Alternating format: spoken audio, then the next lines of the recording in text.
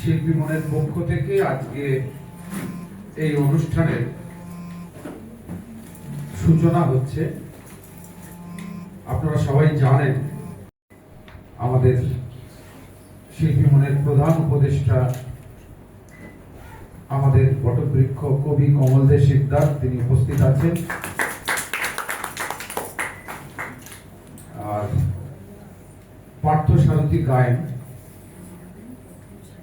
এইমাত্র উনি ফোন করে বললেন ওনার ভাই হসপিটালে ভর্তি হয়েছেন, যার জন্য উনি আসতে পারবেন না।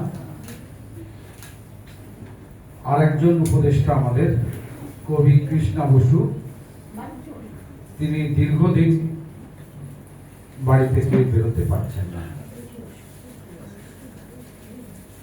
তথাপি শিল্পী মনের এই 16তম বছরে আমরা অনুষ্ঠান করছি। প্রত্যেক মাসে একটি দুটি মাস আমরা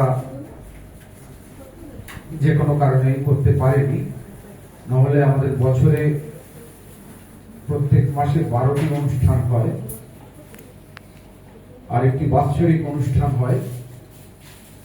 সেটি শিল্পী মন এই মহলা কক্ষের বাইরে হয়, সাধারণত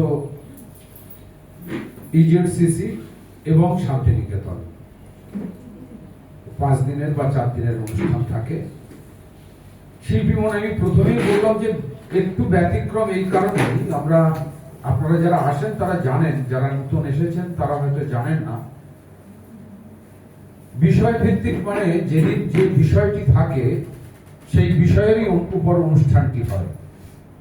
অর্থাৎ যদি আবৃত্তির অনুষ্ঠান হয় সেদিন শুধু আবৃত্তির অনুষ্ঠান হয়। যেদিন গানের অনুষ্ঠান তো এবং নির্দিষ্ট গানের অনুষ্ঠান, এর আগে আমাদের যে অনুষ্ঠানটি হলো সেটি মঙ্গল কাব্যের গান, তার আগের গানটি হয়েছে আমাদের গণসঙ্গীতের অনুষ্ঠান। এরকম বিষয় ধরে ধরেই আমরা অনুষ্ঠান করি। যেদিন কবিদের কবিতা পাঠের অনুষ্ঠান থাকে তো সেদিন শুধু কবিতা পাঠের অনুষ্ঠানই হয়।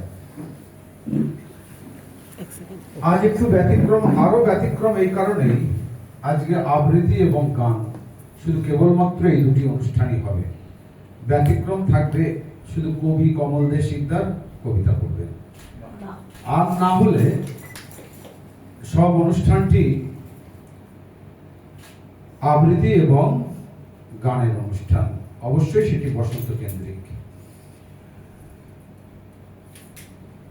অনুষ্ঠানের